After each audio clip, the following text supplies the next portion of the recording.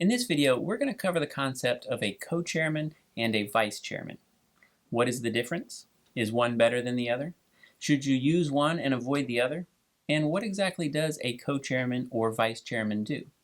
We're going to cover all these questions, but let's start with some terminology.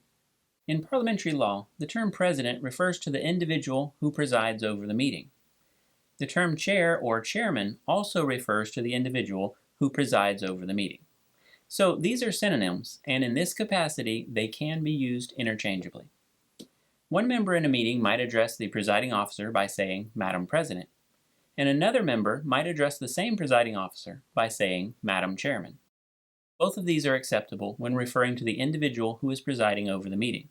You should avoid the clunky and clumsy "Madam Chairperson" and "Madam Chairwoman." If you are a person who naturally and organically says things like, "It's a pleasure to read your handwriting. You have wonderful penpersonship," or "I can't make out your words. Your penwomanship could use some work." And if it rolls off your tongue to say, "The craftspersonship on the woodwork of this piano is marvelous," or "The leaky ceiling spoke to the lack of craftwomanship that went into the build," then perhaps your friends and colleagues would expect you to say things such as, "Her astute chairwomanship of the meeting made it a success," or "The lack of proper chairpersonship made all the meetings run long." But these are incorrect. You should feel perfectly comfortable using the proper parliamentary address, "Madam Chairman." The clipped term "Mr. Chair" or "Madam Chair" can feel a little too informal for a meeting, and Robert's Rules of Order provides, where he or she has no special title, or in a meeting of an unorganized body, such as a mass meeting, the form "Mr. Chairman" or "Madam Chairman" should be used. Now, it should be understood that often the position of president will have additional duties assigned to it beyond presiding at a meeting, such as signing checks, making public statements on behalf of the organization, or overseeing certain projects. In those capacities, the term chairman is not interchangeable with president. For the purposes of this video, we are only focusing on the duties of the presiding officer inside a meeting. More specifically, we're focusing on the term co-chairman versus vice chairman. I sometimes come across the term co-chair or co-chairman being used in organizations, and most of the time the position doesn't even actually exist within the rules of the organization where the term is being used. So, if the term didn't come from the rules, where did it come from? Well, it is normally the product of appointing a committee. When the rules provide that the members of a committee are to be appointed by the president also appoints the chairman of the committee, and sometimes the president simply assumes that this means he can appoint multiple individuals in this position, calling each a co-chairman. Most of the time, this title is used more as a status symbol than as a matter of practical function. But still, it is an incorrect practice. Robert's Rules of Order provides that if the chair appoints or nominates the committee, he has the duty to select its chairman, which he does by naming that person to the committee first, and the committee cannot elect another. A single chairman is appointed, and there is no option for appointing two or more individuals to this single position. The chairmanship of a meeting is not something that can or should be shared. If two or more members of a committee or a board, or anybody for that matter, are operating inside a meeting as co-chairs, they almost certainly do not understand the duties and the role of the presiding officer. Two individuals chairing a meeting is like two individuals driving the same vehicle at the same time. It simply doesn't make sense. Robert's Rules of Order has this to say on the matter. The anomalous title co-chairman should be avoided, as it causes impossible dilemmas in attempts to share the functions of a single position. So what are those impossible dilemmas that Robert's Rules of Order speaks of? Well, there are specific duties associated with presiding over or chairing a meeting, and simply put, those duties cannot be performed by two or more individuals. For example, the chairman must make rulings on questions of parliamentary law. Robert's Rules of Order provides that by electing a presiding officer, the Assembly delegates to him the authority and duty to make necessary rulings on questions of parliamentary law. This means that, for example, whenever a motion is made, it is the duty of the presiding officer to ensure that the motion is in the proper form and in order under the current parliamentary situation. With two co-chairs attempting to preside over the meeting, This is not only silly, with both ruling the motion out of order, but it also lends itself to conflict. For example, when the chairman is called upon to make a ruling on a point of order. What if the co-chairs do not agree on the ruling? So we see that the duties of the chairman are clearly intended to be performed by one person at a time. So why do organizations appoint multiple individuals to serve in a single position? Well, for one, these organizations don't realize that the position of chairman carries with it very specific duties in a meeting.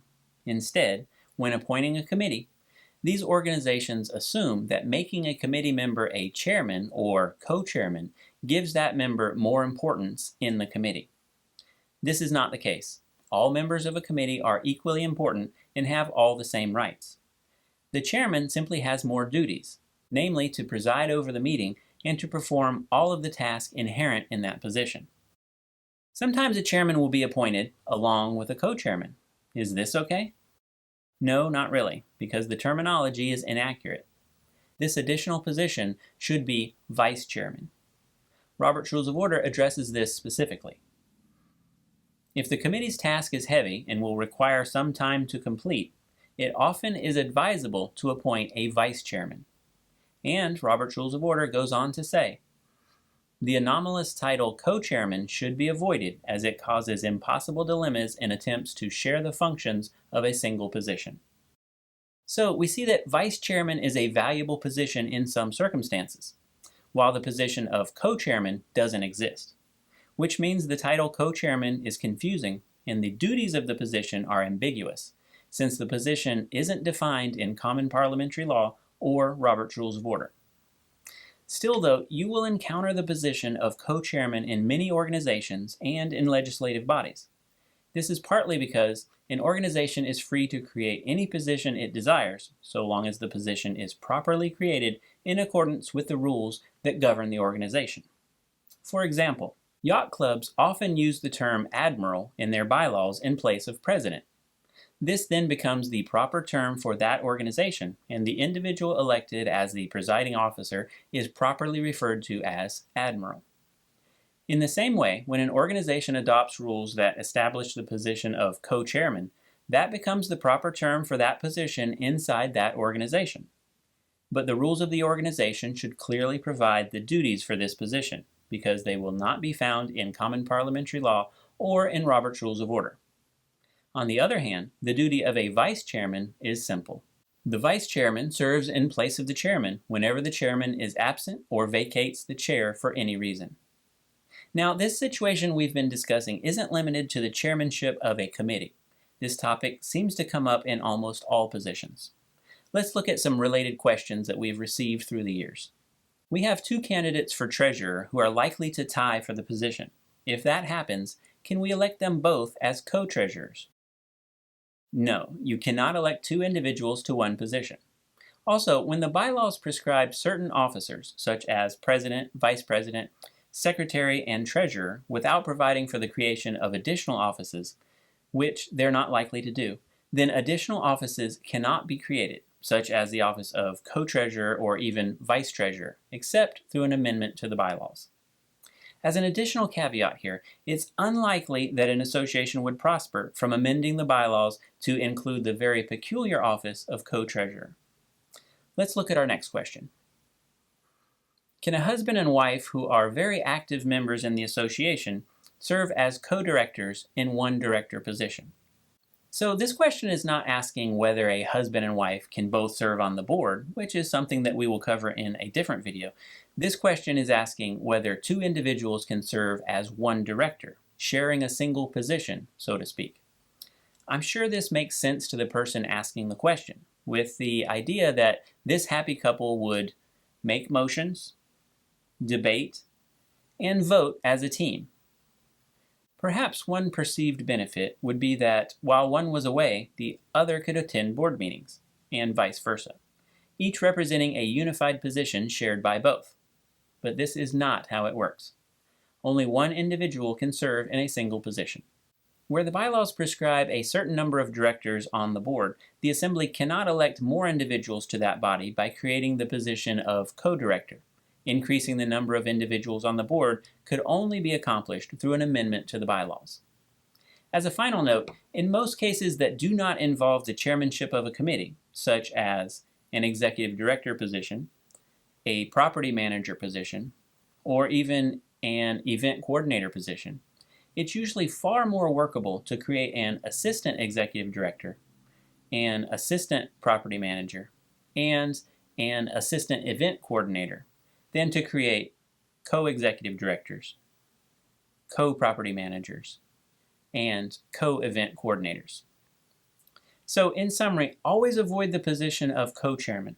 If the intention is to appoint a member to fill in for the chairman whenever necessary, a vice chairman should be appointed.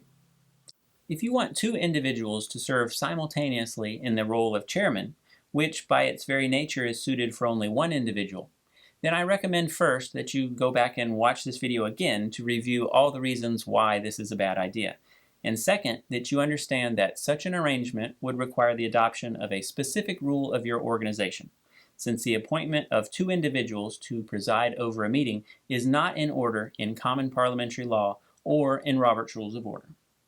That covers co-chairman versus vice chairman.